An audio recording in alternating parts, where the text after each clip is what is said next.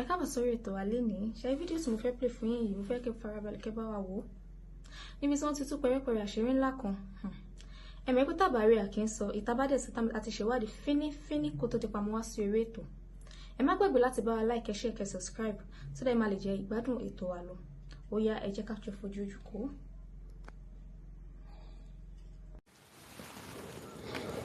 Kí mọ́ kẹ́yìn bàbá ẹ̀yin màmá ẹ̀yin ẹ̀gbọ́n ẹ̀yin ọ̀nkú pé àjíǹde ààrẹ ọmọ jẹ́ àánú ọlọ́run alààyè ní fi wálẹ̀ o pèsè òkú kéré mọ ìbànújẹ́ òní kan wá òní lọ́jọ́ ajé a ti jẹ́ ọ̀tọ̀ọ̀tọ̀ ọ̀rọ̀ mo nígbàgbọ́ pé gbogbo ala jáde lónìí tá a sọ̀rọ̀ ajé lọ àtẹni tí ń tajà àtẹni tí ń ṣiṣẹ́ ìjọba àtẹni tí ń ṣiṣẹ́ lọ́ndà èèyàn àtòníṣẹ́ àdáni àtòníṣẹ́ ọwọ́ àtòníṣẹ́ oṣù bójúmọ́ bá ti mọ́ gbogbo agbẹnusẹ́ wa lọ. ẹni tí ń ṣiṣẹ́ lọ́ndà èèyàn yóò laago tí ó wọṣẹ́ yóò laago tí ó fi ṣẹlẹ̀ kọ́lọ́run Elédùmarè ó pín gbogbo wa lérè. Man must work. Àwọn ọ̀jọ̀gbọ́n ní no food for lazy man. Bíbélì ní ẹni tí kò ṣiṣẹ́ kò yẹ kó jẹun. Ó túmọ̀ sí pé iṣẹ́ àkọ́kọ́ tá a wá sí láyé náà ni ká bùkélé. Ọ̀nà àti bùkélé wa ìbá rọrùn ká níṣẹ́ tá dá ni wáyé dá mọ́ wa la bá ń ṣe ni. Ọ̀kánjúà ní í ṣe gbogbo wa. Kí níṣẹ́ tá dá ni wáyé dá mọ́ wa? Iṣẹ́ àgbẹ̀ ni. Ó fún wa nílé ọlọ́ràá. Ó fún wa ń kóró àgbàdo kákìbọlẹ̀ kó fún wa lérín àgbàdo. Ó fún wa níṣu ká bu odidi kan séèbù kákéèbù kọ̀ọ̀kan bọlẹ̀ kó yọ ẹ̀ta aṣú ńláńlá jáde fún wa. Ṣé tá dá ni wáyé dá mọ́ wa nù? Ọ̀kánjúà ló ṣe wá. Tá a fi ń fò sí yìí fò sí tọ̀hún. Tá a sì lè bínú sọ́lọ́hún. Nbó náà ló dá ń tán pè ní ambition. Ọlọ́run fúnra rẹ̀ ló dá àlá. Ọlọ́run fúnra lára rẹ̀ ló dá fíṣàn. Ó yé wa wípé ẹni tí ò bá ní àlá tàbí fíṣàn irú ẹni bẹ́ẹ̀ ò ní kó lójú kan yóò wà lójú kan dáríà bí adágún odò ni.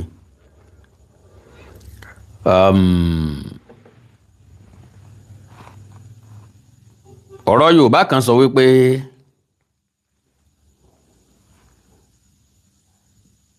ẹ ń gbọ́n kú ìyọnu ẹ ń gọ̀ kú wàhálà. Ìyẹn túmọ̀ sí pé ọgbọ́n ní ti ọlọ́gbọ́n wá kiri. Ẹ ń gọ̀ kú ìsinmi ẹ ń gbọ́n kú wàhálà. Ẹ ń tọ́gọ̀ kò ní lè pa kò sí ti ń wá kò sí ti ń lé kò sí ambition kò sí vision kò sí dream.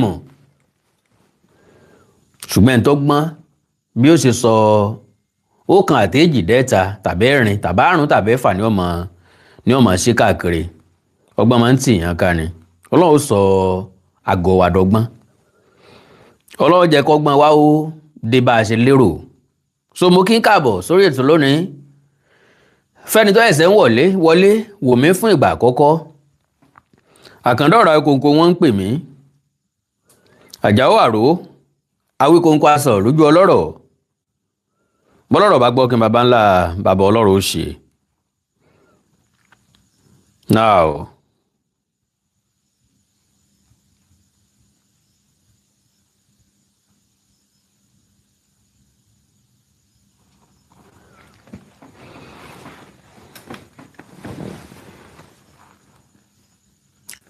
oríṣiríṣi ọ̀rọ̀ ńlọ jẹ jáde lórí ọ̀rọ̀ ìjínigbé. Ẹ jẹ́ ká kọ́kọ́ kíra wa ká sì kọ́kọ́ dúpẹ́ lọ́wọ́ Ọlọ́run. Ẹ má bínú o bí ìṣe mi ẹ bá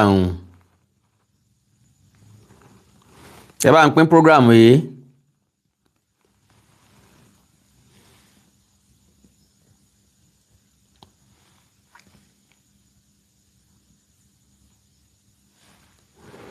ẹ má bínú o, ẹ má bínú o, ẹ foríjì mi o.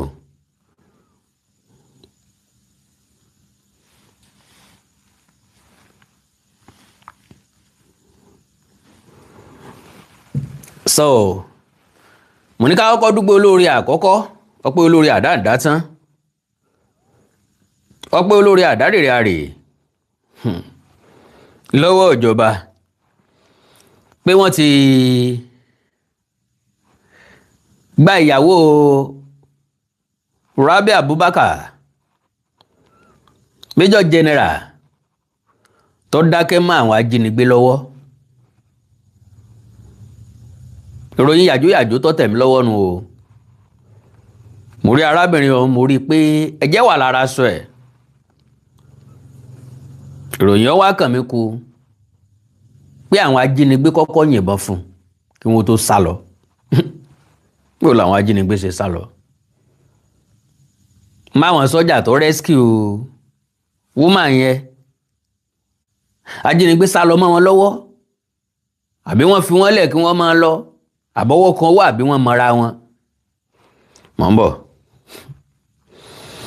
Onílò ní jẹ́ ẹni abẹ lọ́wọ́ ẹ̀. Nàkàndá o, orílẹ̀-èdè yìí ń bà mí lẹ́rù jọjọ. Mi la fẹ́ ṣe. Iná jó dórí kókó. Can you give me the name of the stand? Can you shut up? Iná jó dórí kókó, Mr. Túndé Òkòlì. Báwo ni wọ́n ṣe dúpẹ́ lọ́wọ́ olóore? Ń gbé olóore ọ̀dá ọ̀dá tán.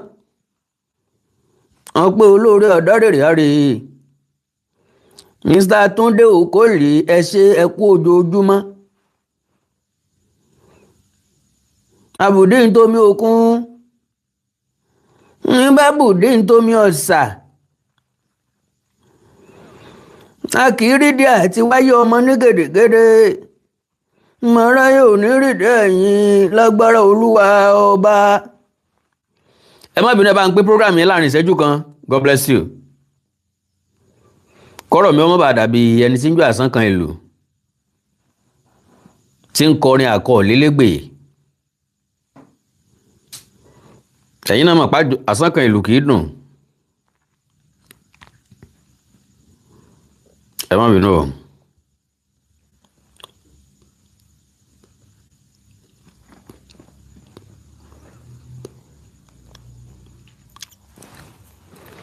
So ìròyìn tó tẹ̀ mí lọ́wọ́ ń yàjóyàjó. Òun náà ni pé wọ́n ti rescue Madam Rabi Abubakar. Ṣé mọ̀ pé wọ́n ti yọ̀ǹda òkú ẹ̀? Bó wọ́n ṣe yọ̀ǹda òkú ẹ̀? Ọ̀pọ̀lọpọ̀ béèrè ń bẹ tó yẹ ká béèrè lọ́wọ́ àwọn olórí wa, àìrí wọn béèrè lọ́wọ́ wọn. Èrí tán bá ti yọ́lé wa lọ́wọ́ náà lámọ̀ rún lẹ́nu. Ìgbín wa ò rí mi jẹ mọ́tọ́, àwa rọ́gbọ́n ẹ̀dá.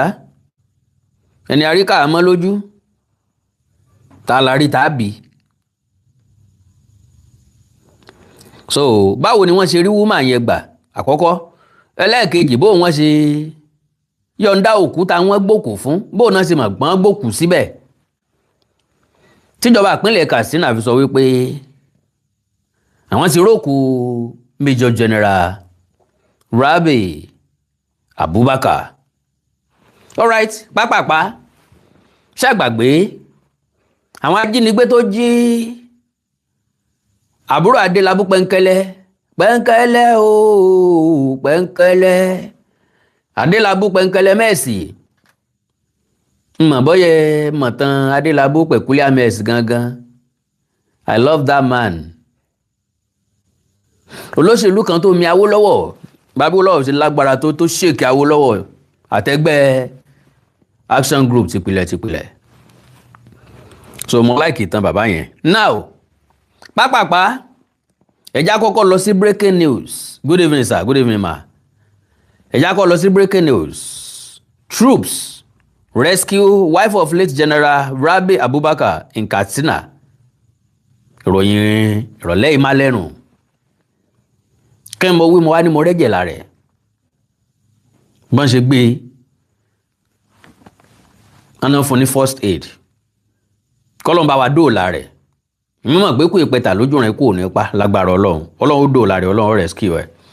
Nigeria Army troops Operation Fansanyama have rescued Mrs. Abubakar, wife of retired Major General Rabi Abubakar. Nbo làwọn operation yìí wà láti ẹjọ́ yìí. Àbí tí wọ́n fẹ́ ta ni. Tán ti jí ọmọ ogun gbé. Láti oṣù tó lọ. Ejò bù sán nínú igbó. Àrí Operation Fansanyama. Operation Yamayama. Operation Fansanyama. They were nowhere to be found. Until tí màá yẹn tó kú. Wọ́n lè bọ́nu igbó. Wọ́n mọ̀ ọ̀nà bí tí wọ́n ti jí gbé. Wọ́n dẹ̀ gbábẹ̀ lọ. Títí tí màá yẹn fi dákẹ́. A rí fídíò póúnjẹ ìrora nílẹ̀ ẹlẹ̀. A rí fídíò pé ìyàwó ẹ̀ ń bẹ̀bẹ̀ pé kíjọba dákun dábọ̀ kí wọ́n dáhùn sí ìbéèrè àwọn ajínigbé. Ìjọba lòun ò lè tẹ̀ síbi tẹ́nìkan ó ti mọ kọ̀máǹdì òun pé dandan báyìí ni kóun ó ṣe, and we understand government. Ẹni ìjọba tí bá ń tẹ̀ síbi táwọn ajínigbé ń tẹ̀ sí, irú ìjọba bẹ́ẹ̀ weak, irú ìjọba bẹ́ẹ̀ encourage àwọn ajínigbé bí Buhari ṣe encourage wọn títí tán fi bọ́n mọ́ wa lọ́wọ́ nìyẹn. À ń láti wá gbòdẹ́kùn fún. Wá sì wá sórí ọmọ tọ́wọ́. Ọlọ́run ò fẹ́rọ́, ayé ò fódodo, ọ̀rọ̀ pé mẹ́ta. Àwọn ẹbí àwọn tí ń bẹ nínú igbó tí ń bẹ lọ́wọ́ ajínigbé, ẹ̀rù ọmọ bá wọn. Wọn ò fẹ́ pàdánù ẹbí wọn. Ọlọ́run ní jẹ́ kán pàdánù ẹbí wọn o. Ṣùgbọ́n Yorùbá lọ wọ́n bọ̀ wọ́n ní àárín àǹṣubú ṣeré. Ábìlì ń tàṣe ká dọ̀bálẹ̀ ká kànà ẹni. Ikú ń bẹ nílé, ikú ń bẹ lóko. Ikú ń bẹ lẹ́sẹ̀ kùkọ́ ń bẹ lọ́nà jíjìn. Kò sẹ́ni tí ò ní kú tó kú bá bá rí ò ní dìgbòrò. Ikú pa abiri abiri lọ, ó pa abiri abiri rọ̀run.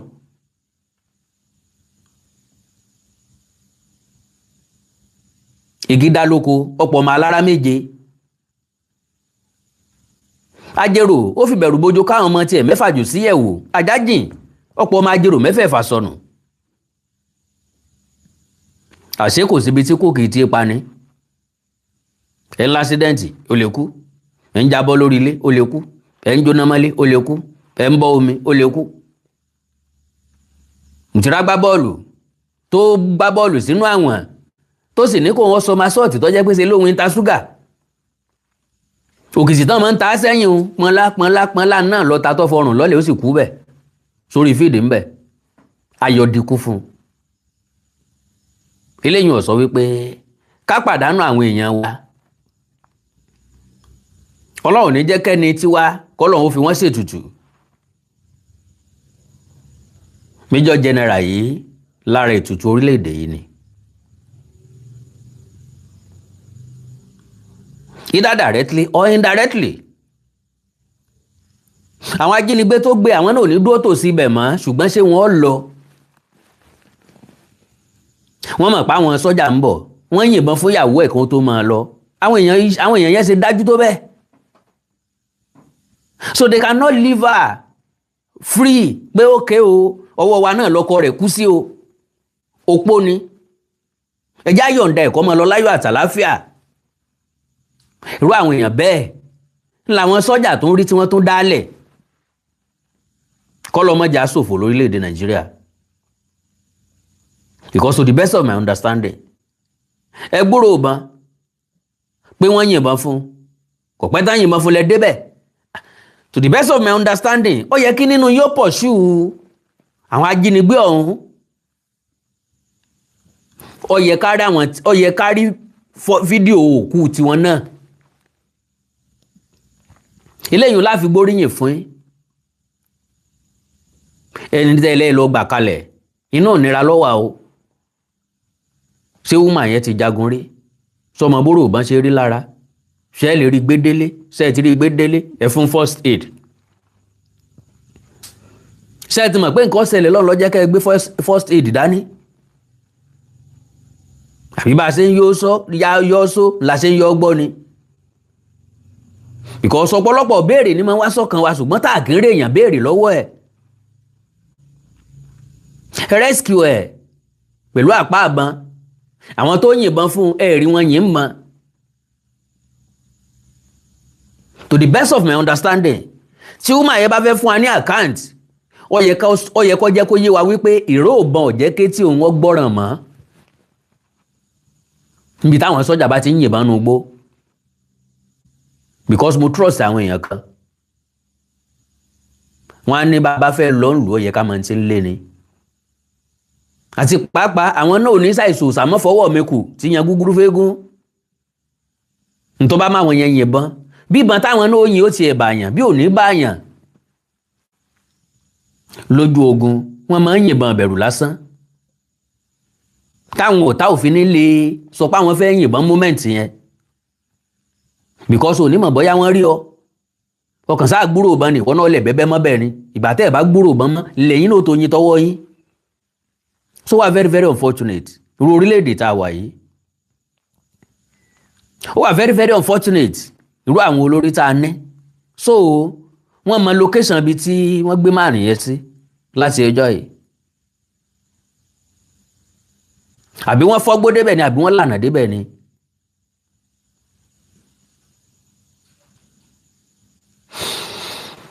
all right o Ọlọ́run ràn gbogbo wa lọ́wọ́ o. Now, I've rescued Mrs. Abubakar, wife of retired Major General Rabi Abubakar, following a deadly encounter with armed bandits in Matazu local government area of Katsina State. Àwọn tó gbé wọn ò gbé wọn kọjá ìpínlẹ̀ Katsina. Gun encounter with armed bandits. So, casualty mélòó ńlá ní? Láàrin àwọn Sùnmọ̀mí àbí wọ́n láyé ta ní ìbọn ọba wọn ní àbí ìbọn ò lè bà wọ́n àbí ó yẹ kí ìbọn bà wọ́n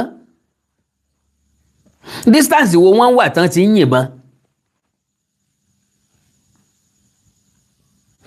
Ọlọ́run ràn gbogbo wa lọ́wọ́.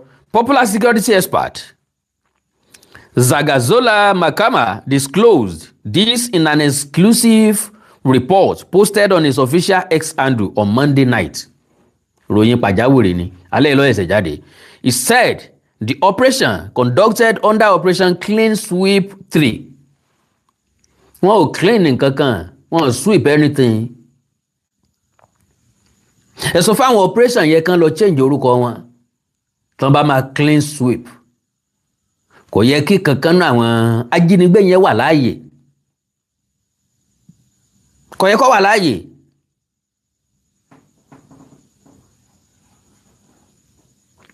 Ó yẹ kí wọ́n ti dákun ẹ̀mí gbogbo wọn ìgbà náà ni wọ́n tó di Operation Clean Sweep. Followed intelligence-led offensive launched in Matazu and adjoining communities after the abduction of the retired senior officer's wife. Ṣé ìyàwó ẹnìkan wọ́n gbé àbí wọ́n gbóòn náà?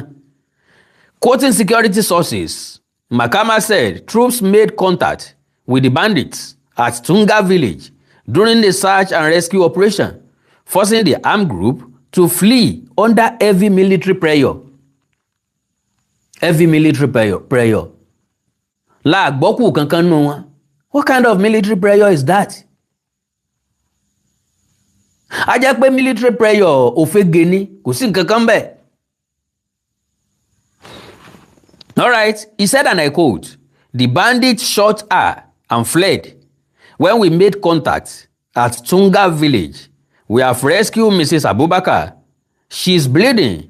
We have given her first aid and are moving her for urgent medical attention," a military source said. So, eléyìí tó kù ń bẹ lọ́wọ́ ìjọba orílẹ̀-èdè Nàìjíríà o. Àtẹ̀yìntẹ́ jọ́jọ̀gbọ́n orílẹ̀-èdè yìí ṣe orílẹ̀-èdè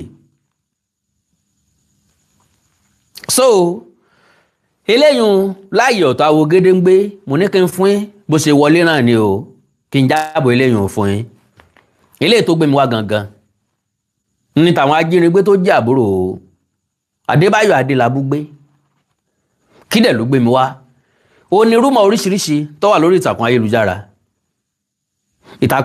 ló ní kí wọ́n máa guess tàbí kí wọ́n máa tinú mọ́rọ̀ gbogbo wọn ti ń sọ wípé ìjínigbé yẹn wà political wọ́n ti ń tàgẹ̀ mọ́ opponent Adelabu bọ́n ṣe ń tàgẹ̀ mọ́ àwọn opponent ẹ̀ tí wọn ò jọ sí same party ni wọ́n ń tàgẹ̀ mọ́ àwọn opponent tán jọ wà ní same party àwọn tán jọ di primary àwọn olóṣèlú yìí lọ́pọ̀lọpọ̀ gbà ọ̀rẹ́ ni wọ́n wọ́n ń pera wọn sí party o gbogbo àwọn tán jọ fẹ́ di APC primary tán jọ di APC primary kíní kan primary káàkiri state they are all friends wọ́n kàn máa ń fi orí tiwa fàgbọ́n ni o tán bá fẹ́ ṣènáwó àwọn náà wọ́n máa ń pè o bọ́mọ wọn bá ṣe wẹ́dẹ̀ àwọn wọn máa ń pera wọn o wọ́n bá fẹ́ sọjọ́ bí àwọn wọn máa ń pera wọn o ń di bálọ́ọ̀tì ni wọ́n ti máa ń jẹ́ ọ̀tá lẹ́yìn tán bá ti dìbò tán tégbé tirégbé àwọn náà wọ́n tún máa ń wọlé ara wọn lọ kíra wọn o ẹgbẹ́ ẹyẹlẹyẹ ń wọ́tọ̀ so majority wọn ò rò débi pé kí wọ́n fi ìjàmbá sọ ọmọlàkejì wọn it is never do or die affairs with many of them but majority àwa tá a wà nígboro tá a wà ń ta là á máa tinú mọ́rọ̀ á máa over calculate á máa bọ́ lọ́ba babaláyé sáyé á máa baláyé rolé ayé wọn bó ṣe yẹ kán ó gbé àti bọ́n ṣe ń gbé àkọ́kọ́ ẹ̀já kọ́kọ́ gbọ́ bí iléeṣẹ́ ọlọ́pàá yìí sọ wípé àwọn mú wọn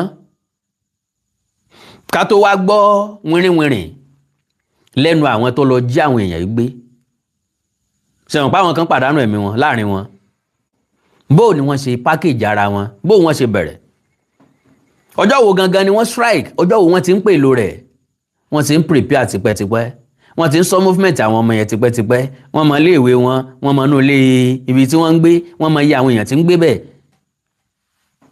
wọ́n mọ bí girama wọn ṣe ń rìn gbogbo ẹ̀ ni wọ́n ti ń mọ́nítọ̀ sẹ́yìn kó tó di pé wọ́n lọ kò mọ̀ lọ́wọ́ òṣèlú kankan nù o àti jẹ́ àti mú ọ̀kánjúà ojú kòkòrò ló gbé wọn débẹ̀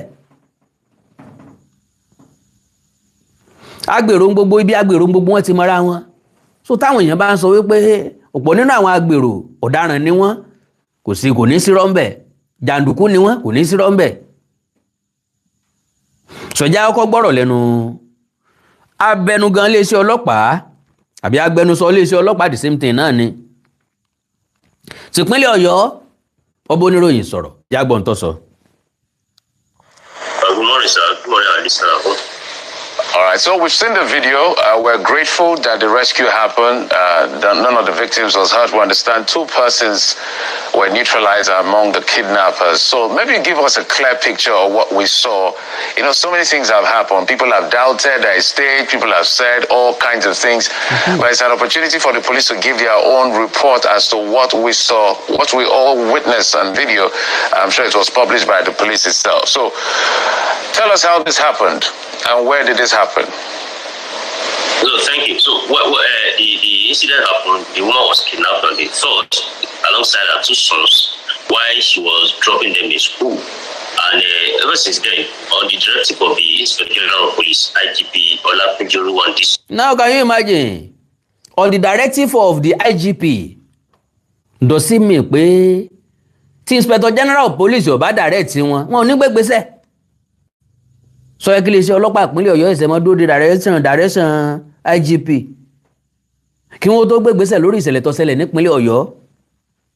So, PSC Daga, NPL, the Commissioner of Police immediately coordinated a rescue operation together in conjunction with the operative or the Force Intelligence Department, IRT operatives. And since then, we've been on the trail of the perpetrator. One of the perpetrators by name, popularly called Oloro, has been on the command watch list. The operatives continue to trail him until his eventual arrest on Thursday. After his arrest, ọ̀daràn paraku nìkan nù wọn ó ti lẹ̀ wọ́n ti tẹ̀ wọ́n dé. And interrogation, he continued to cooperate with the operatives, which led to arrest of another of his conspirator, Paul Dari, popularly called Solution here in Ibadan. The two of them operated and they explained how the operation was carried out. So they began the operations around May of this month when Dari Solution, popularly called Solution, approached a personal assistant to the family, to one of the known person in the family, and all of them conspired to kidnap the mother of the victim. And this, upon several analysis of the digital footprints, we were able to discover that they had their lifestyle, their routines fulfilled, and they had victims of their activities. Our initial plan was to clean up the mother. However, they realized that it was the driver that usually take them to school, and they changed their plan to go for the kids. Unfortunately for them, or luckily for them, that day it was the mother that dropped them in school, and they swung into action, adopted them, and took them to then an unknown location. So the operative continued intelligence-led operation, leaving no stone unturned in ensuring that they were rescued on us, because that was the mandate and the directive of the Inspector General of Police. And we've been on that until on the 6th at 7:30, when their hideout was stormed at Ayegun here in Ibadan. And upon sighting the operative, one of the gang member who was on the lookout, identified by the name Kelechi, who had traveled from Lagos to come and participate in this operation, opened fire on the operative, and the operatives professionally and with tactical precision neutralized him and his the second, who was also there to give a covering fire for him, neutralized the two of them, recovered their production rifle, and then moved into, like you see in the video that was, of course, that gone viral there. They were able to rescue the mother and the two sons, and they arrested one of the accomplices in the operation. You know, this points to a trend we have seen in kidnapping such as this, where someone close to the victims or the victim is usually fingered as part of the gang or those who conspired to kidnap. So you're saying that someone close to the family was a part of this? Of course. Someone close to the family who happened to be a personal assistant by name Shegun was one of those who were picked. He was the one that was approached by Daddy to let them give them an inside information of how the family lives, their lifestyle, their routine, and all of that. So now, àwọn tí wọ́n jí àbúrò Adelabu gbé, wọ́n ní ọ̀rẹ́ nínú ilé ń bẹ̀ tí wọ́n ti jọ ń dùnádùrà ti pẹ́, tí wọ́n ti jọ ń wá bí wọ́n ó ṣe wọnú ilé ọ̀hún, àbọ̀nà tí wọ́n fi ìyá àwọn ọmọ yẹn gangan wọ́n fẹ́ gbé. Ṣé gbàgbé pa ló ṣiṣẹ́ ní báńkì àpapọ̀ rí, ó tún iṣẹ́ ń bì kan náà rí, ó ti wá rìtáyà at the age of 42 or 43. Now òun gangan wọ́n fẹ́ gbé. Bóyá wọ́n rò pé dífíkọ́tì náà fi wá switch sórí àwọn ọmọ ẹ̀, èèmù wọn ni pé dẹ́rẹ́bà ni yóò gbé wọn lọ sùkúù, wọn mọ̀ pé ìyá wọn gangan ni ó gbé wọn lọ níjọ́ tí wọ́n dàbò wọn lọ́nà. Ẹ já rìn nínú ọ̀rọ̀ tó pọ̀, tàbí ká rìn nínú ọ̀rọ̀ tí ó pọ̀, tàbí ká gé pépèpé bó tiẹ̀ jẹ́ pé àkà bí ọ̀rọ̀ ń ṣe jẹ́ gan-an. Ìpínlẹ̀ kan tó tẹ̀ mí lọ́wọ́ rèé, kidnap suspects open up how we planned kidnap of Adelabu's sister, twin sons, before his arrest by the operatives of the Force Intelligence Department Intelligence Response Team, FID, IRT, and other tactical teams in Oyo State Police Command. Ṣẹ́gun Balógun, aka Aláwàyè. Ṣẹ́gun Balógun personal assistant wọ́n nu léhùn. Yorùbá ti parí ọ̀rọ̀, wọ́n ní bí ò sí ó lè lé títà ò lè jáni. Ó lè lé ní ó ṣílẹ̀kùn fún títà. Yóò dẹ̀ǹgẹ̀ pó ilẹ̀kùn. Nígbà tí ẹ bá ti tilẹ̀kùn, yóò padà, yóò rè sí lẹ́yìn. tàbí kó sọ fáwọn tí ń bọ̀ pé ẹ má gbà wájú ilé o àti tilẹ̀kùn bẹ̀ o ṣùgbọ́n òun ó sì ti kísìn nílẹ̀ ìbẹ̀lẹ̀ gbà wọlé láìsí olè ilé títà ò ní ráàyè wọlé torí ọ̀pọ̀lọpọ̀ ilé tí wọ́n ń kọ́ nìsín kéèyàn ó tó jálẹ̀kùn bẹ̀ olúwa rẹ̀ ó ṣe yọ jẹ́ sokọ rọrùn láti wọnú ilé bẹ̀. now Ṣẹ́gun Aláwàyè ó ló jẹ́ kí wọ́n láǹfààní àti wọ inú ilé. okay. Aláwàyè was known among other drivers at the motor park in Iwo Road area of Ibadan, Oyo State, where he used to convey passengers to their destinations. Àwọn olóṣèlú yìí náà ni wọ́n máa ń fa ọ̀pọ̀lọpọ̀ wàhálà fúnra wọn. Ẹ bá ti lo tọ́ọ̀gì tán, ẹ fẹ́ kí wọ́n máa gbégbé ayé tọ́ọ̀gì lọ forever because bẹ́ẹ̀ yóò ṣe lọ mú èèyàn nídìí ọkọ̀ téèyàn yóò fi ṣe personal assistant ní òye mi. Kò sí bó ti lè níwà tó dáa tó ẹnikẹ́ni tí bá ti ń ṣẹ́ẹ̀dì ọkọ̀ tí ń ṣiṣẹ́ agbèrò yóò ti háàdì mọ́ ìwà tí tó ní torí wèrè ló lè ṣe. Sorry to use that language with due respect sáwọn tí wọ́n ń ṣiṣẹ́ agbèrò. Àwọn agbèrò kan ń bẹ tó jẹ́ pé àtijẹ́ àtimú ló tì wọ́n débẹ̀ kọ́ lọ́mọ́ fi àtijẹ́ àtimú wá síbi tó há ṣùgbọ́n kò sí bó ti wù kọ́mọlúàbí ó bá jàǹdùkú rìn tó yọ̀ dára wọn. Ìwúrẹ́ tó bá járìn yóò jẹ̀gbọ̀nsẹ̀ ajá tó bẹ́ wúrẹ́ rìn yóò jẹ́ èpo oṣù. Àwọn ìwà kan ń bẹ tó jẹ́ pé kò ṣeé yẹ̀ sílẹ̀ bó bá ti ń bá wọn ṣe láti ibẹ̀ náà ni wọ́n ti lọ́bì ara wọn. Ó ti di personal assistant. Àwọn tí wọ́n jọ mọ rángáréèjì ni wọ́n ronú kan bí wọ́n ṣe fẹ́ jí ẹni yẹn gbé bówó gidi ó ṣe jáde sí wọn. Wọ́n á kàn sóhun ẹ jẹ́ ń farabalẹ̀ sí láwẹ́láwẹ́ because ó yẹ kó wà on record kẹ́yìn gan ṣe mọ kẹ́ ẹ mọ bẹ́ẹ̀ ṣe paramọ́ fáwọn èèyàn tó yẹ ń ká ní tó gbé mi wá nù. Ọ̀pọ̀lọpọ̀ ẹni tó look gentle nínú ilé tó look innocent nínú ilé iná ni wọ́n mọ̀ rárá ní tó gbé mi wá gangan nìyẹn o. It's not because of content, it's because of the information tó kún pẹ̀lú ìjẹ́wọ́ ẹ̀ṣẹ̀.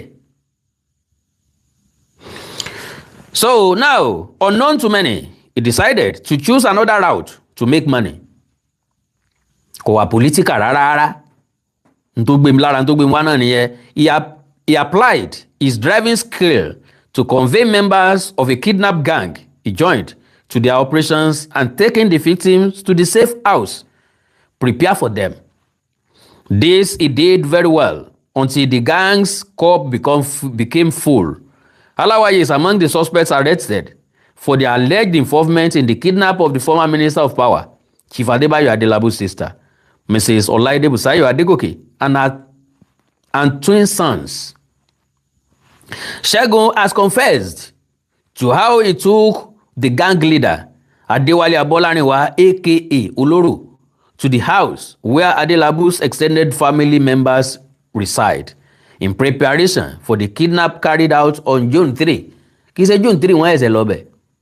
Wọ́n ti ń plan ẹ̀ tipẹ́. Wọ́n ti ń strategize tipẹ́tipẹ́. Wọ́n ti ń wá tipẹ́tipẹ́. Wọ́n ti mọ movement wọn tipẹ́tipẹ́. Wọ́n mọ bí wọ́n ṣe ń rìn.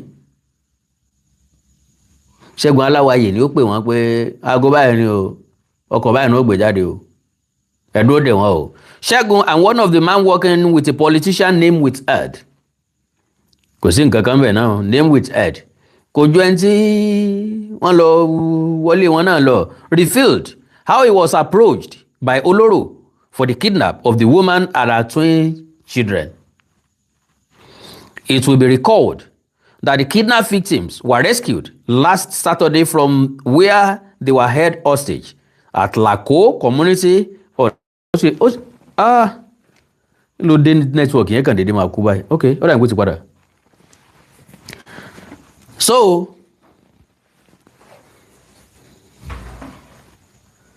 at Lako community on Ayegun Olomi Road, Ibadan. Oh, my bad. Okay. Ayegun Olomi Road, Ibadan, by police operatives, following the directive of the Inspector General of Police, IGP, Olatunji Rilwan Disu, gẹ́gẹ́ bí ọ̀gá ọlọ́pàá ẹ̀kan ṣe sọ. They bá ń share program yẹn torí àwọn tó jáde. Also arrested were the gang leader, Adéwálé Abọ́lárìnwá aka Olóró and Dáre Oyèdélé aka Solution ẹ ti di problem báyìí. So it was learned that Solution was well known as an automobile electrical technician, especially at Orita Challenge area up to Podo area and its environs in Ibadan. He was also said to have a business where he accommodated other automobile technicians' workshops. Saturday, Kenekan discovered that many people who knew him very well are still finding it hard to believe that the same Solution was a kidnapped gang member, because ó máa look innocent, á look gentle. Àwa kan dẹ̀ wà tá máa ń trust èèyàn tá bá ti rojú wọn tó gentle. Ń bẹ̀rẹ̀ àwọn tó lù mí jìbìtì 2 million naira tán láwọn ó talẹ̀ fún mi. Ìkan pásítọ̀ Gbénga ìkejì rẹ̀ lẹ́yìn tá a mọ̀ tí a ti mọ̀ bí ẹni mo more than 10 years. Wọ́n sì lù mí jìbìtì gba 2 million naira lọ́wọ́ mi, ṣùgbọ́n tọ̀dọ̀ mi bíi tàwọn Adédùbú ni ó ṣe rí o. Bí wọ́n ṣe rí àwọn yẹn gbà padà lèmi náà rí owó mi gbà padà. Ẹ̀ngbàdì òtòsí talárò ìka ló gbé. Ẹni tí ìwà rẹ̀fà mẹ́fà ń gbé olóòní rìn bó ṣe kí wọ́n rú ọ lérí. Ẹ ń pẹ́ ò tí ìdákẹ́ Ọlọ́run gbàgbọ́ ya etí ẹ ó dì. Ìyẹn sátẹ̀ náà. So ó máa look innocent. Bí èèyàn bá rí èèyàn ò pé ilé ò lè ṣiṣẹ́ láàbí bẹ́ẹ̀. According to police sources, the plan to kidnap the twins started on May 5. So wọ́n wá a month interval. After a month, wọ́n ti ń plan ẹ̀, wọ́n execute the operation wọn. Started on May 5, the mountain surveillance on the compound where the twins live and on the conveyance of the children to and from school. It was learned that Solution took up the job of office in charge of surveillance for the kidnap gang, training the targeted twins. Communications between Olóró and Solution, which were intercepted by the IRT operatives, indicated the kidnap gang's preparedness towards the kidnap operation. Kò sẹ́ni tí ó dédé kojú irú sẹ́bẹ̀ náà láàrin gbòòrò Ìbàdàn, èèyàn gbọ́dọ̀ plan ẹ̀ dáadáa. So wọ́n plan ẹ̀ dáadáa, wọ́n rí ṣe dáadáa, wọn ò rí yọrí dáadáa ni. Torí pé ẹ̀mí irọ́ kìí gùn, ẹ̀mí ọ̀daràn kìí gùn, wọ́n padà mú ọ náà ni. Irọ́ ló lè sáré fógún ọdún kọ́ máa mẹ́hẹlẹ. Ọjọ́ gbogbo ń tó lè ọjọ́ kan tó ní nǹkan. Unknown to the target family, Solution knew the school being attended by the twins. He knew the process of opening the gates whenever the car approached the residence of the victims. He knew the make of the vehicle with its tinted side glasses. He observed the smartness of the driver. He knew when the grandmother, that is, ex-minister's mother, was in the compound. Ọmọ ìgbà tí Adelabu wà nílé. Ọmọ process ìbọn ṣe ń sí géètì wọn. Ìyànpá àwọn géètì kan ó ẹsẹ̀ hàn pápá káwọn tí ń bẹnu ilé ó tó mọ jáde láti wá sílẹ̀kùn fún ọ. Tàbí kí gateman ó tó wá sílẹ̀kùn fún ọ. Ọmọ school àwọn ọmọ yẹn ọmọ bó ṣe táìtì tó. So gbogbo àwọn nǹkan yẹn ló ti wà nílẹ̀. Then, in one of the intercepted messages, Solution was describing the school being attended by the children of posh, equipped with air conditions and very expensive. Ó ti mọ̀rú ilé ìwé tán lọ. Àwọn tó mọ wọn bẹ́ẹ̀ pé àwọn olówó lọ́wọ́ àmì o. Bí èèyàn bá irọ́ ọmọ kan gbé èèyàn ti buwó jẹ o. Èèyàn ti súsówó gidi o. Bàbá àgbàlagbà. Operation tá a fẹ́ ṣe yẹn warning town ni o. Warning town ni Minister of Power ó máa gbéṣu jáde Ọlọ́run. Ẹni tó tún fẹ́ lọ fún gọ́fúnà. Bàbá máa buṣú ń bẹ̀ yẹn. Àṣà gbọ́dọ̀ get me, everybody gbọ́dọ̀ execute iṣẹ́ dáadáa. Kò yé. Olóró má fọ́ ń bù o. Aláwàyè má mẹ̀lẹ́ ń bẹ̀ pẹ̀pìn. Kò yé. Wò sáfọ́ aláwọn information tó yẹ kó fún wa. Fèlè tó kù lẹ̀ fún wa. Àbí kí ló sọ Aláwàyè? Kò sí wàhálà. Kò sí wàhálà. Ẹ ṣáà make sure pé gbogbo nǹkan tá a bá gbà ń bẹ̀ á pín dáadáa o. Ẹ̀wọ̀n pé iṣẹ́ tí èèyàn ṣe ń bá bí iṣẹ́ ẹrú náà ni o. Nígbà tí èèyàn kan iṣẹ́ ẹrú ni o. Kò ṣe pọ́n fún èèyàn ní nǹkan kan dàbí alára o. Lẹ́yìn sálárì kò sí nǹkan kan mọ́ o. Aṣọ ọdún bẹ̀ yẹn adìẹ lásán wọn ò lè fún mi. Ẹran lásán wọn ò lè sọ pé kémi náà lọ pa fún fámìlì mi. Irú iṣẹ́ òṣìwò la wá ń ṣe yẹn. Bọ̀ tí èèyàn bá ti gbàgbẹ́ mi lẹ́ẹ̀kan báyìí, màá kàn bá wọn iṣẹ́ bí oṣù bí méjì kan. olúwa rẹ̀ ó dàn fi ṣe wọn lẹ̀ ní tí wọ́n bá gbà ń bẹ́ẹ̀ yà jẹ́ mọ́nú ni kéèyàn lọ máa lo ilé yẹn ná gẹ́ẹ̀tì ẹ̀ wọ́n ní ó gẹ́ẹ̀tì ẹ̀ jàre wọ́n ń gbà tó ń tọ́jú ẹ̀ dáadáa gbogbo ẹ̀tọ́ ẹ̀ làwọn máa bẹ́ ìgbà lọ́wọ́ wọn ẹ má sọ pé mi náà wà láàrin wọn o yà orí kòńkó ọwà ń bẹ. So now wọ́n ti mọ báwo ni wọ́n ṣe ṣí géètì wọn how long ni mo ń take wọn do you know ọ̀pọ̀lọpọ̀ èèyàn ló jẹ́ pẹ́nu géètì wọn ti gbé wọn ọ̀pọ̀lọpọ̀ ńlọ jẹ́ pé bá ń ṣe ń drive wọlé náà làwọn tí ó jù wọn gbé náà ń wọnú ilé pẹ̀lú wọn géètì wọn ti ń ṣílẹ̀kùn yọ yanu kalẹ̀ ní bí wọn ò bá tiẹ̀ fìbọn dá lóhùn wọn gbé tí wọn ò gbé gbogbo géètì ọwà ń ṣiṣẹ́ gbàyàwó wọn lọ so àtẹ̀mí àtẹ̀yìn gbọ́dọ̀ mọ́ wà very very alert every time ọlọ́run ní jẹ́ kó jẹ́ pin wa o lágbára ọlọ́run àwọn tí wọ́n jí gbé wọn ò rí ìdásílẹ̀ ayọ̀ lágbára ọlọ́run. Further information gathered about solution revealed that he owned 2 buildings within the Ayegun community and was the one who helped to get the caretaker from whom the gang rented the house turned into kidnappers then. Now, ẹni tán pè ní solution yìí tí ìbá ṣe pé jẹ́ ń jalè díẹ̀ sí lọ́wọ́ fi bolè wọ́n ló nílé méjì. That means ọ̀nà tí jẹ́rìí ọ̀há ṣùgbọ́n ojú kòkòrò ká máa wo ọlá ọlọ́lá ká máa fojú calculate ibi tó yẹ ká dé tó yẹ ká ti achieve láì fojú calculate wọn bá tá ti achieve ká dúpẹ́ lọ́wọ́ Ọlọ́run ká wá àwọn tí ò tíì tó ni eléyìí ò sí fún wọn. So ó ti rí jẹ ó ti rí mu òun ló bá ń wá kí á tẹ̀ka tán gbalé lọ́wọ́ ẹ̀ ẹyọ kan tó wá dùn mí tó sì bí mi nú ń bẹ̀ ni pé bó o níjọba ìpínlẹ̀ Ọ̀yọ́ ṣe máa dédé wọlé yẹn ẹ tí ìbá pàdé nínú ìwádìí páwọn tó jí wọn gbé lọ nílé tàbí ńlọkọ́lé kí àtẹ̀ká lè gbélé fẹ́ anybody kò sẹ́ni tí yóò fẹ́ gbalé lọ́wọ́ èèyàn tí ó sọ wípé ajínigbé lè mi o kẹ́ tó fún mi nílé o máa ń jiyàn gbé ni o bá business táwa ń ṣe nìyẹn máa ń jalè ká lọ láàárọ̀ tàbí àwa ò kì í ṣiṣẹ́ àárọ̀ àdẹ́ ń ṣe tọ̀sán ṣùgbọ́n bí ilẹ̀ bá ti ṣú báyìí àlọ́gó ló ń kígbe náà ń pàwá o a máa gbà lọ́wọ́ mẹ́rin o bá lẹ̀ jò ń tolo iṣẹ́ táwa ń ṣe nìyẹn tẹ́ bá fẹ́ fún anílé kẹ́ fún anílé bá dẹ̀ fún anílé ẹ pẹ̀pìn ẹ bì sẹ́yìn kò sí wàhálà náà o ń ṣagídì so ṣé ẹ̀yin náà dẹ̀ wá fúnra ẹni bẹ́ẹ̀ nílé kò sẹ́ni tí ó fẹ́ gbalé tí ó sọ pọ̀ dáràn lóhun everybody máa present ààrẹ dáadáa ni kí ló kan kí á ti kà so ní ọba àwọn gbélé ni tí kí á ti kà nípa ẹ fẹ́ gbalé iye báyìí lẹ́san o òfin tó wà fún lérè o iye tẹ́san lówó náà lélẹ̀ o ọ̀tán báwo ni gọ́ọ̀mẹ̀ntì ṣe máa sáré lọ bilé yẹn lulẹ̀ tí gọ́ọ̀mẹ̀ntì bá ti bilé lulẹ̀ báwọn ẹ tún sọ pé ẹ fẹ́ gbalẹ̀ ẹbẹ̀ ẹ kí ló wá kẹ́ni tó nílé so àwọn àṣejù máa ń wà lọ́wọ́ àwọn ìjọba wa lọ́pọ̀lọpọ̀ gbà àṣejásán wá àwọn nǹkan tí ò wọ́ tiẹ̀ kò yẹ kó rí bẹ́ẹ̀ a lè sọ pé torí pé náà wà lórí ká górí sọnù a lè sọ pé ojú ń wa mi ká wá kígi bojú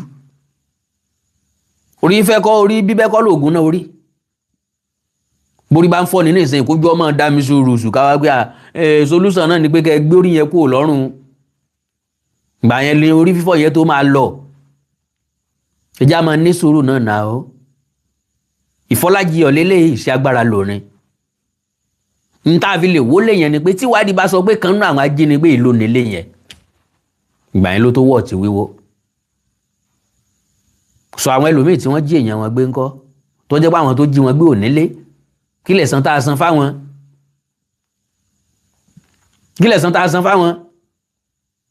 àwọn tó jí èèyàn wa gbé tán gbé wọn lọ nú igbó tí wọ́n sì tún padà sálọ wọ́n tún padà escape wọ́n tún padà gba ransom kí lẹ̀ san tá a san fáwọn ẹjá mọ̀ tèkẹ́ yìí sí ìjọba o Ọlọ́run ràn gbogbo wa lọ́wọ́ o. So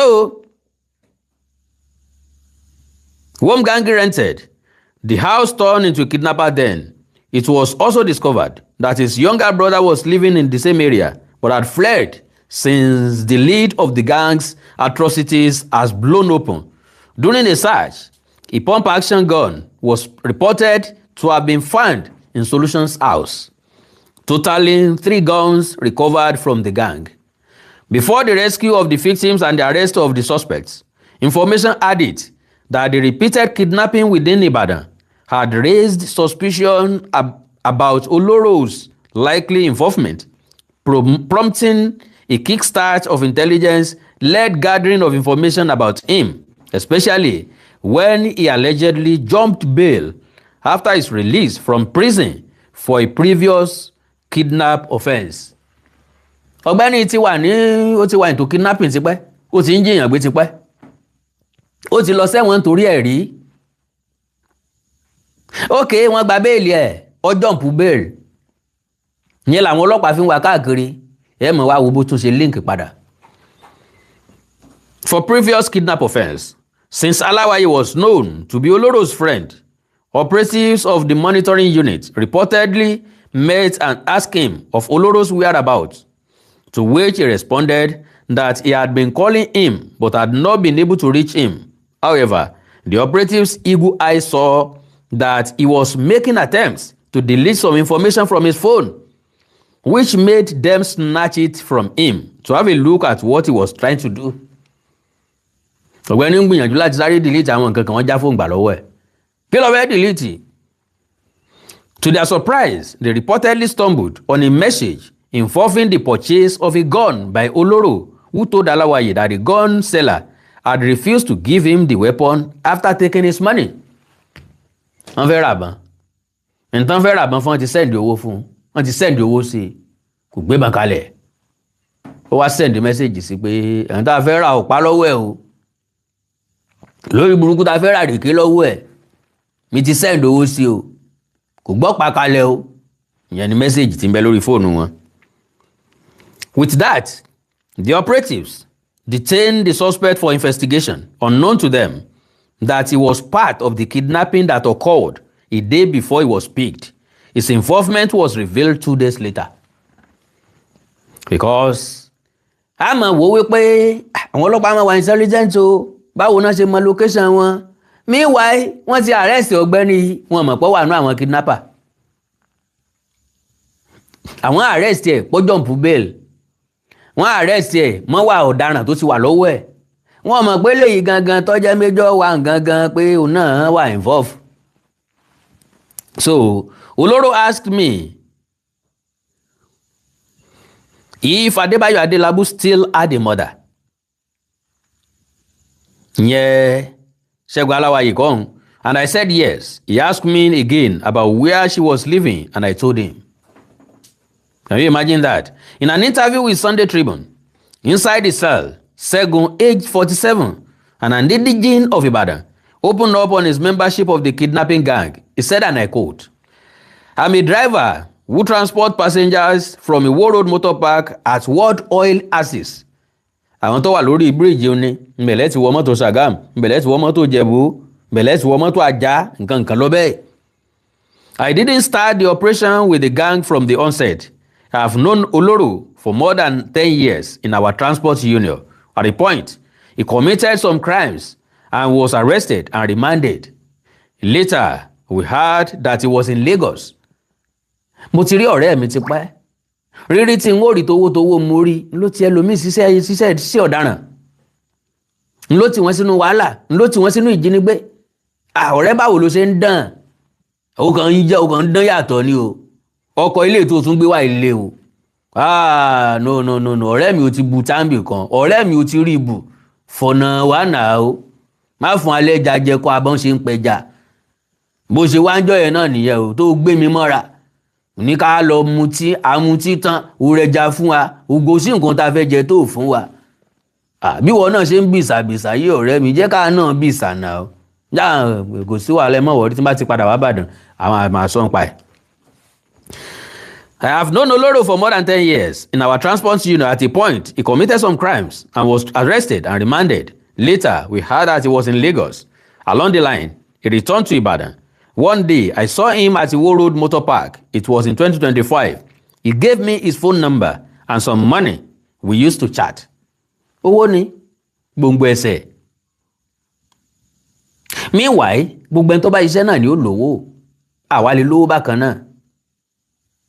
ntọ́jà jù láyé ẹ̀dá káti jẹ àti mọ́ mọ̀ nira kó rí bùkátà lè rẹ̀ gbọ́ níwọ̀nba a lè rí gbọ́ tán bùkátà ò lè tán bó o bímọ méjì ò lè tọ́ wọn tán bó o bí kan ṣoṣo ò lè tọ́ wọn tán bó o bí mẹ́ta ò lè tọ́ wọn tán ṣùgbọ́n ká máa rí ṣe ká máa rí jẹ ká máa rí mu oore tó tó láyé ò sí. I don't want to become a billionaire yóò fún mi wàhálà tó pọ̀ débi tí wọ́n dream pé mo fẹ́ di trillionaire nínú gbogbo nǹkan tó táìtì tí gbogbo nǹkan lè kankan bí ojú ẹja yìí lè yóò ti di billionaire di trillionaire àwọn tí ó dá ti dà á àwọn kọ̀ọ̀kan mí iná ó tún dà á kìí sàlá ti ru wálé lá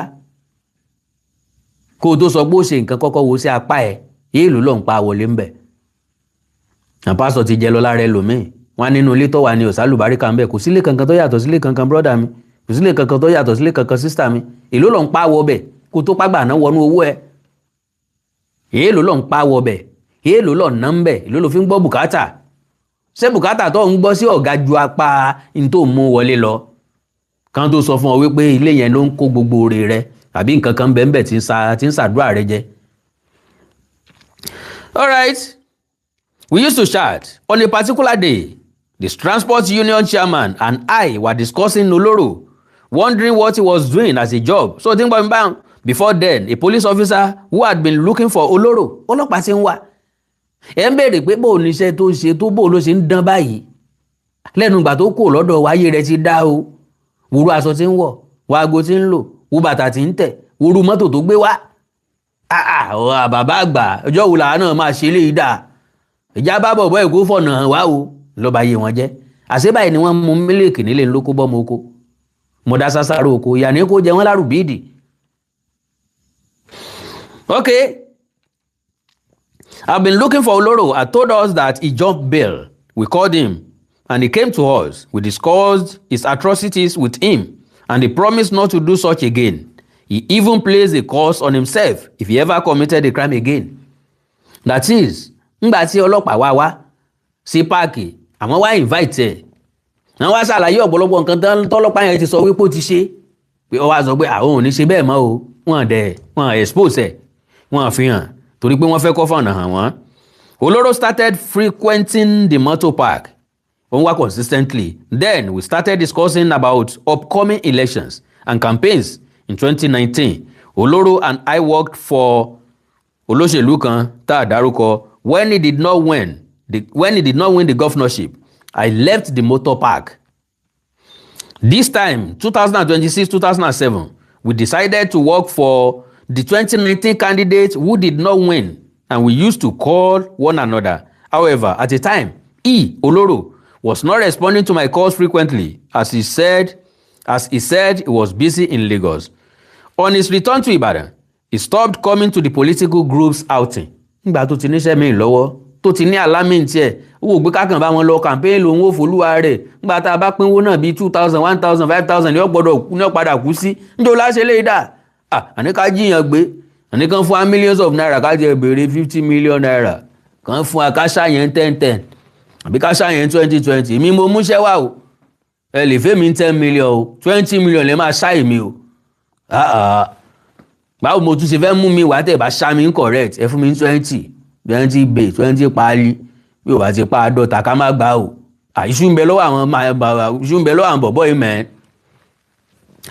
In this time 2026-2027 we decided to work for the 2029. Okay, Oloro was not responding political group outings. Recently, Oloro moved to the camp of the man who won the primary, name withheld, but I told them I will stay with the old governorship aspirant, name withheld. However, that didn't stop us from interacting. One day in May, while we sat together, Oloro asked me if Adelabu still had a mother, and I said yes. He asked me again about where she was living, and I told him, and I told him, he said I should take him to the place. One day we went to Liberty Stadium for an aspirant declaration. From there, we proceeded to Adelabu's mother's house. Ìyá oníyà wọn fẹ́ jí gbé tẹ́lẹ̀tẹ́lẹ̀. Òní wọ́n ti believe pé yóò tètè mówó jáde. Ṣẹ́rù ọ̀bà wọn ni. tí wọ́n mọ̀ pé ìyá Adelabu yóò ní security tó tight. So lórí burúkú wọn níyà. Bí wọ́n bá níyà bó lẹ ṣe máa dream of lọ gbé ìyá àgbàlagbà ẹ̀rọ condition màmá. Can you imagine that? Just because of money. Àwọn gan ò lè níyà ná bí kí ìyàwó bí wọn kan kó gbé wọn jùnù kan ráre lábẹ́ bíríìjì bí wọ́n ṣe máa dàgbà nu. So after showing him the house, he opened up to me that he was planning to kidnap the mother or a child from the Adelabu family. Ó fẹ́ bìsàbìsà, ó fẹ́ gbowó lẹ́ẹ̀kan náà. The reason he gave me was that he was broke. Can you imagine that? Ṣé téèyàn bá broke kó lọ jí oníyàgbé lóṣì kan kó wọn má lè ṣiṣẹ́ owó? Téèyàn bá broke, ó normal kẹ́dà ó broke. Ní tí wọ́n fi tó àwa dàgbà, ibi àtayọ ni. Kì í ṣe ayọ̀ lójoojúmọ́. Kébi ó pa wá, káyọ̀ lónìí, kébi ó pa wá lọ́la, káyọ̀ lónìí, kébi ó pa wá lọ́la, káyọ̀ ńjọ́ méjì, kébi ó pa wá ńjọ́ kan. Bá a ṣe dàgbà nìyẹn. A dẹ̀ ti mọ̀ pé kò sí májíìkì ńbẹ̀. Owó wà lónìí, ó lè má wà lọ́la. Bá a ṣe máa miss ẹ̀ tá fi jáde láyé nu. Yàtọ̀ sáwọn tọ́lọ́run ṣẹ́gi ọlà fún, àwa náà gbàdúrà kọ́lọ́run ṣẹ́gi ọlà fún wa. Ṣùgbọ́n báwa ṣe, especially me, bí mo ṣe bẹ́ẹ̀ sílé ayé nìyẹn. Mi ò rí ilé ayé gẹ́gẹ́ bí yóò máa wà every day. Nígbà tí ò ń ṣe magic náà, ó ló fẹ́ máa wà every day. Ọ̀dá ó máa wà, owó ó máa wà, ọ̀dá ó sì wà, àmọ́ mí ìṣẹ́ mọ́ra wọn. Bá ṣe gbélé ayé nìyẹn, yẹn gan ló máa jẹ́ ká value Ọlọ́run, ló máa jẹ́ ká mọ̀ pé Ọlọ́run ń bẹ. Ló máa jẹ́ ká mọ̀ pé no shortcut to success. So torí pé èèyàn broke, yẹn ló jẹ́ kó rò ó lọ́kàn pé ó fẹ́ lọ jí ìyá oníyàá gbé. Méjì nù yín pàdánù, ó pàdánù ẹ̀mí, ó pàdé kú òjijì. Lóòótọ́ lẹ rí wọn jí gbé, ṣùgbọ́n ṣe rówó gbà. At the end of the day, ẹ̀yin tẹ́ ẹ̀ kú nìsín, ẹ wà lákòlò ọlọ́pàá. Láti bẹ̀ mo ọ̀rẹ́ yé mi pé ń gba béèlì irú nǹkan bẹ́ẹ̀. Ta lẹ tiẹ̀ fẹ́ gba béèlì against Adébáyọ̀ Adelabu? Tọ́mọ wéèsù, tọ́mọ ara ní society, tọ́mọ òfin, tọ́ lẹ́sẹ̀ ńlẹ̀. Ibẹ̀ ńlẹ́ gbàdẹ́ wọn. Ẹ̀wọ̀n lẹ́tì mú gàrí yín fọ́jọ́ gbọ́ọ̀rọ̀. Broke tó wá broke, ṣé solution tí wá wà báyìí? Ìwọ ọ̀rẹ́ mi tí wọ́n náà ń ronú àti ṣe bí. Wọ́n náà ń ronú àti lọ bọ́yọ̀ fẹ́ lọ fìríndì ọ̀gìn kọ́ lọ kó lọ kẹ́ni ẹlẹ́ni mọ́lé. Sọ ọmọ ọdún tẹ́yìn tó fẹ́ lọ ká mọ́lé nílé tí ó fi resist ẹ. Tó fi jẹ́ pé òun lọ́wọ́ fọkàn sí wọ́n fẹ́ lọ dáná yá o ní ọ̀dáná yá o. Ẹlòmíì fẹ́ wọnú ilé onílé kó tó bẹ́lẹ̀ látòrí fẹ́ǹsì wọn ti fìbọn dá lóhùn. Ọjọ́ lọ ní pé wọn ò jẹ́ kílẹ̀ ọmọ bá wọn palẹ̀ wèrè mọ́ bí kan lọ sọ́sódò kọ́ bá bì kan lọ ti bálẹ̀ ayé tiẹ̀ lọ́nu. Bọ́n bá jẹ́ méjì tán jọ débẹ̀ tó jọ nìkan lọ wọlé ẹnìyàn ó ti mọ̀ wípé bẹ́ẹ̀ ló ń ti pàdánù ẹ̀mí tiẹ̀ pé akọni lọ pé inú ilé ń le. Báwọn míì bá wá lọ́jọ́ mi ò ní ọmọ ròyìn fún wọn pé ẹja fi lè bẹ̀yẹn lẹ̀ járe ẹja wá bòmíì lọ ṣe gbọ́. Àìjẹ́ ń jẹ́wọ́ fún yìí o. Pàdí wa kan ní ìdúntà. Bẹ̀yẹn ló ti lọ́ọ̀sì ẹ o. Ọlọ́run. Orí lókè mi gan yọ o. Bó ṣe gun fẹ́ǹsì báyìí mi náà fẹ́ tẹ̀lé ni o. Bá jiná tù dáhùn lára wèrè. Ọlọ́run wọn ò járókò ẹ̀ gbé o. Wàláhì wèrè làwọn tó wà nù ilé yẹn. Kílẹ̀ o tó mọ Ọlọ́run pọ́n tí ẹ pariwo anybody ò tí ẹ gbọ́ nǹkan kan. Ọlọ́run. Ṣé wọ́n á jẹ́ ká lọ síbẹ̀ o security bẹ̀ yẹn tight gan olórí burúkú lẹ́ni tó nílé yẹn o kò gbàgbó ọ̀pọ̀lọpọ̀ èèyàn ló ti pàdánù ẹ̀mí wọn bẹ́ẹ̀. Tára lé wọn rò pé wọ́n jí wọn gbé wọn àní mọ̀ pọ́ ọmọ wọn lọ sóko olè o ti bọ́ ń lé pàdé. Ṣùgbọ́n tó plan ìwà búburú ro negative side of it plus it. So the reason he gave me was that he was broke. He asked me to join him also, pointing out that I was also broke and just driving without making much money. He promised to pay me well and I agreed to join him. Nta kọ́ńkà tó gbà, ó ní díẹ̀ kan nínú tẹ́lẹ̀ ní tí wọ́n gan ọba jọ ọmọ líle. Because àwọn èèyàn kan wà. Tó jẹ́ pé kò sí nǹkan tí wọ́n lè ṣe fowó. Ọjọ́ tẹ́nìkan ti fi ṣàwàdà lójú mi. Pé tó ń bá rí bọn wọ́n jalè. ọjọ́ náà mo ti sá sẹ́yìn fún títí dòní. Èèwọ̀ yìí gan-an bójú bá po fírí ó jùlọ rẹ̀ gbé tàbí kó plan kan jiyàn gbé. If you can do anything for money. So,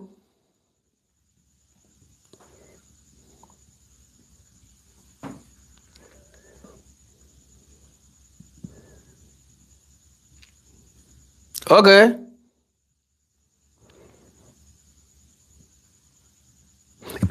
He promised to pay me well, and I agreed to join him. My role was to drive the vehicle used for the kidnap operation. On Tuesday, June 2nd, he called and told me that the operation would be carried out on the following day. He described the spot where I would join him along the expressway at Soka area. After we met on Wednesday, we left for Podo area. Ṣé Podo dẹ̀ ni àbí Podo? Àbí Podo. We left for Challenge. We were 4 in the operational vehicle. Oloro, Solution, Kelechi, and me. I was the driver, while 3 others were masked. And àwọn bojú, àwọn ọmọ ọ̀daràn. We parked the car for about 20 minutes, waiting for the car conveying the children to school to pass by. Oloro had thought that the driver would be the one with the children. The twins were his target to collect ransom. As Oloro saw the targeted car, he asked me to follow it, then directed me to swerve and block it at the front. He and 2 others got down and bundled the mother and the children into our operational car. I drove the car to Ayegun, got down, and left others. My heart was pumping hard. Inwardly, I was so afraid. Since that day till now, I have been unable to eat.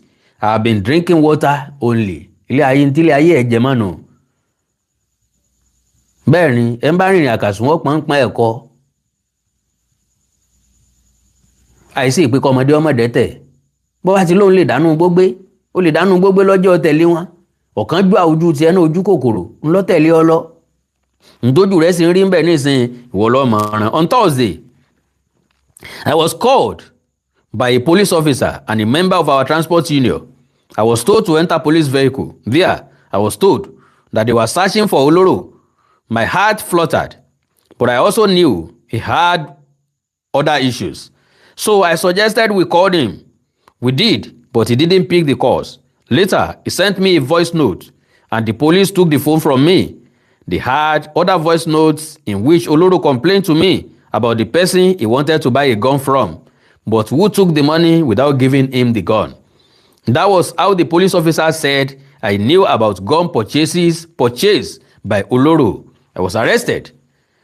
After which the police got to know about my involvement in the kidnapping on Saturday when Oloro was captured.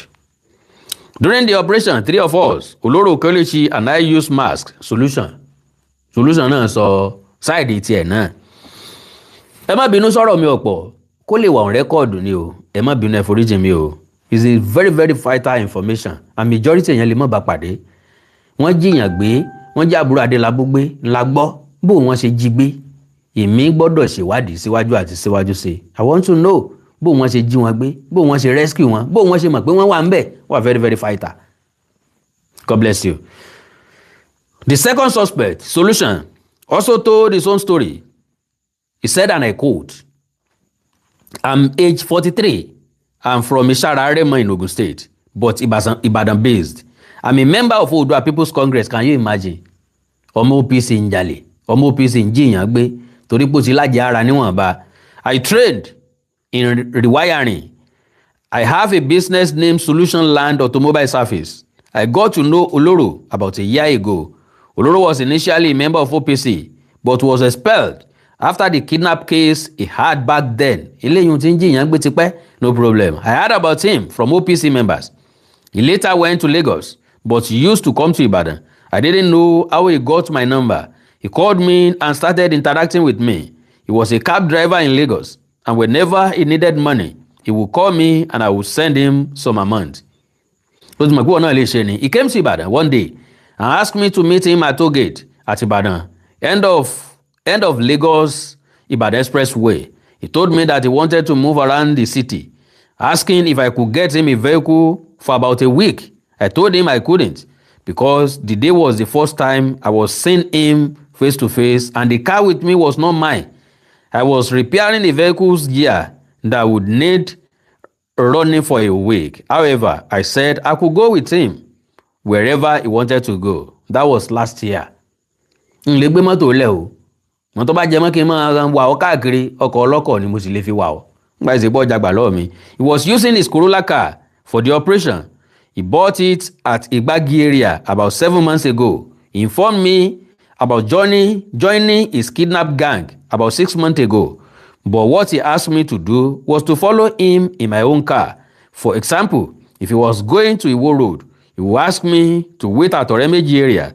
After a while, he would ask me to make a U-turn. Sometimes, he would just call and tell me to join him at a popular point at Podo or Makola or another place. Whenever we return from the places, I will be wondering on the reason for the patrol.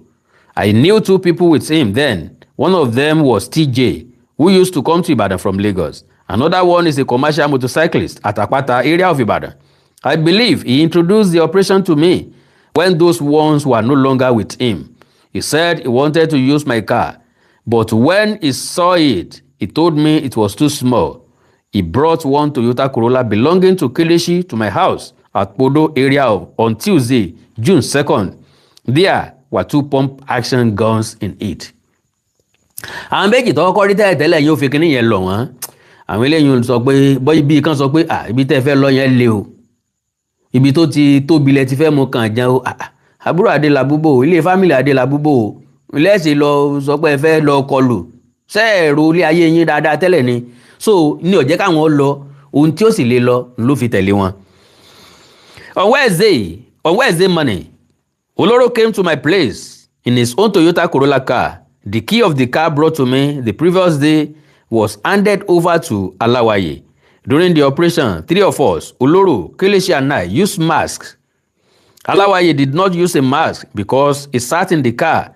Oloro gave me an axe to hold. He and Kelechi held 2 pump action guns. Oloro was the one who broke the side glass of the car, conveying our victims. He opened the door and told me to pick one of the children who sat in the front. Kelechi picked the second child. Oloro was the one who bundled the mother into the car. The person who was preparing food for the captives was Oloro's relative. He didn't follow us to the operation, but it was as if he was always invited to handle feeding of the victims. Whenever Oloro needed money, he would ask me to lend him. I didn't know how much was demanded as ransom because it was Oloro and Kelechi that used to go and collect it whenever they told the family of the victims to drop it. Wow! Wọ́n ti ń gbowó lọ́wọ́ wọn gan. So wọ́n ti ń gbowó lọ́wọ́ wọn tẹ́lẹ̀ wọ́n ti ń gba ransom. Before the last operation which I joined, he once gave me 300,000 naira for following him with my car. He gave me 200,000 naira at another time. Torí wọ́n fi ká tẹ̀lé lásán, wọ́n gba 300,000, wọ́n gba 200,000. Sálárì ẹnìkan lódidi oṣù kan nù o. Lọ ń gbà lẹ́ẹ̀kan torí pọ̀ kan fi mọ́tò tẹ̀lé yàn. Ó ti wá dùn mọ́wọ́ náà. No problem. How I was arrested on Thursday, the day after the operation, I called Oloro, but he didn't pick my calls. On Friday, it was the same thing. I was disturbed by that, but shrugged my shoulders and continued with my life. I was at home on Saturday, but later went to top one to relax. While there, I messaged him asking for the reason he was not picking my calls, but he didn't respond immediately. Later, he asked me where I was, and I told him. He said he would come to join me. That was when police arrived to arrest me. By then, Oloro had not told me the amount I would get as my share of the ransom when paid. I don't know how I got into such crime. I have a lucrative business. If God can save me from this, I will never venture near a crime again. Can you imagine that? Ó ti ní lucrative business tẹ́lẹ̀. Ó wá fẹ́ gbàgbẹ̀mù ààrẹ múlẹ̀ kan náà. Wọ́n lè má fẹ́ béèrè 50 million lọ́wọ́ Adelabu. Ẹ̀já buṣu yẹn lẹ́ẹ̀kan ṣoṣo. 50 million jọ́ ò la fi máa ná tán. Ẹ̀já béèrè nǹkan tó pọ̀ lọ́wọ́ ẹ̀ wá gbé ilẹ̀ o. iṣu wà lọ́wọ́ máa nìyẹn ó gbé dání gan ni o máa yẹ hòòrò máa yẹ hò ẹ̀ ó gbé dání o jábẹ́ lẹ́ẹ̀kan náà bí wàásù bá kè mí nínú ẹ̀ mi ìtúndé díjẹ́ àjínigbé mọ́ o láyé mi o kí n gbà yẹn kí n lọ mẹ̀lẹ́ ń bẹ̀ ni o máa kó ń bàdàn pátápátá máa sá lọ sékìtì àbí kí n máa lọ jẹ̀bú jẹ́jẹ́ wọn ò lé mi rẹ̀ mọ́ n bá délé báyìí wọ́n máa gbé mi gẹ̀gẹ̀ rìn ọlọ́run operation eléyìí ká ṣe kówó jáde ń bẹ̀ kí n máa bá tèmi lọ ni ọlọ́run. so ó wá ń gbàdúrà kọ́lọ̀ wọn yọ ọ́ nínú ẹ̀ bóò ni ó sì yọ ọ́ nínú iṣẹ́ ọ̀daràn tó gbójúlé tó gbájúmọ́. Getting Oloro for an interview was a difficult task. He has refused to talk since Sunday when the Commissioner of Police, Olugbenga Ayodeji Abimbola, briefed journalists on how the victims were rescued and suspects arrested. With 2 of them neutralized, it was learned that not only that as Oloro refused to talk, he also shunned food and water and was soiling himself with urine and feces in the cell he was kept in. Okay? Wàhálà tó bá rí kó gbé rẹ̀ sí ìbá àmọ́ mọ̀ tọ̀kọ́ mọ́ fìgbẹ́ yíra wàhálà ilé ayé ti ẹ̀rìn yẹn. Tó yí àwa ni pé ó ṣe ọ̀ka ti fó àṣírí ti tú ẹ̀fọn ti fẹ́ afẹ́fẹ́ ti fẹ́ àti rí fùrọ̀ adìẹ ọ̀ka rẹ̀ ti fó náà nìyẹn ọwọ́ rẹ̀ ti bà náà nìyẹn kó fèsì wáràǹtì ẹ̀ lókù ọlọ́run bó bá ti bà wọ́n báyọ̀ máa ń jẹ́ wọ́n máa ń kà bòròbòrò ní Olóró nìkan ló kọ̀ tí ò ká o àwọn ọlọ́pàá dẹ̀ lé mú kó kà tó bá wù wọ́n wọn kò kàn wù wọ́n kàn jẹ́ kó sọ̀rọ̀ ni wọ́n á filẹ̀ kó sọ̀rọ̀ nígbà tó bá wù ú nke kò jẹ́ kó mú mi ẹjọ́ ọmọ gba àwẹ̀ rẹ̀ lọ wàhálà ilé ayé tiẹ̀ nìyẹn. On Tuesday, Saturday Tribune learned that he was taken to hospital because of his condition, but he refused to respond to doctor's question to know the treatment he needed. Ẹ tún máa ń ṣe wàhálà o lórí tẹ́ gbé lọ sọ́sibítù ẹ̀ ń tẹ́ fìbọn kó fọ́n kókó sẹ̀ dandanu. Oloro was said to possess many charms recovered from him. The FIDIRT operative said the charms he possessed were so many that some were even found in his car. Ológun bí àrọ̀ ni. Ológun bí àrọ̀ ni. Okay, pápápá ẹ má jẹ́ n fàágùn. Past kidnap operations. Among the arrested suspects, Oloro had been known to be deep in criminal activities. On September 20, 2022, he was paraded by the Oyo State Police Command after his arrest, along with his kidnap gang leader, BJ, by the monitoring unit. At that time, the duo, with other suspects, carried out several kidnappings within Ibadan and Ogun State.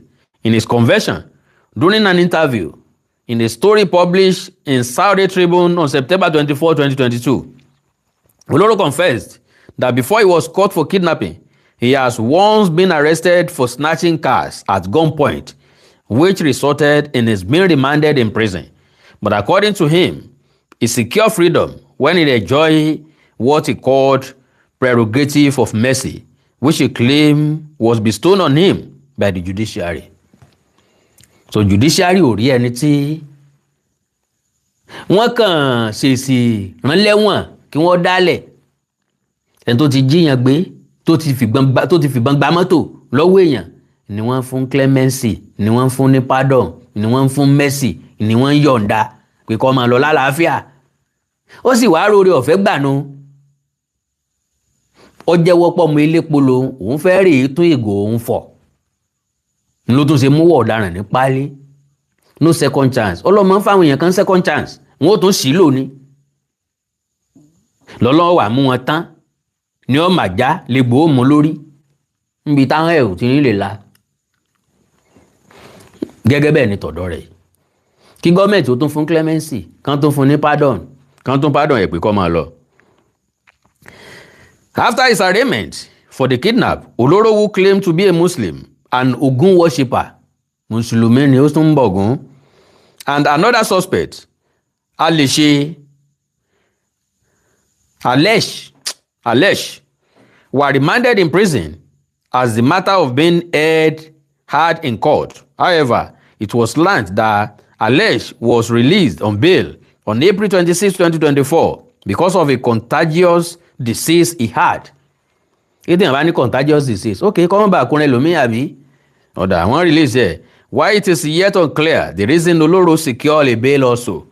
However, allegedly returned to kidnapping less than a month after he was granted bail. As he carried out an operation on Monday 16, 2024, Alege continued until he was arrested by the anti-kidnapping squad in Ogun State. A credible source confirmed to Saturday Tribune that Alege is still in prison in Abeokuta. God bless you, sir. God bless you, ma. Bí wọ́n ṣe jí àbúrò Adelabu àtàwọn ìbejì ẹ̀gbélé léyìí. Sorry o. Àkáǹtì ẹnìkọ̀ọ̀kan wọn náà láti jọ gbọ́ yìí. Ta ni ń bá ń ṣiṣẹ́ nínú ilé yín? Àwọn olẹ́jọ́ ń lọ tẹ́jọ́ ń bọ̀. Ta lè gbà gẹ́gẹ́ bí personal assistant? Ta ni security yín? Ta ni gate man? Ta ni ń bá ń dáná oúnjẹ? Ta ni ń bá ń fọṣọ? Ta ni ń bá ń tún ọgbà ṣe? Do you know their heart? Do you trust them? Trust nobody. Be very, very careful with anybody. May God be with you all. May God be with us all.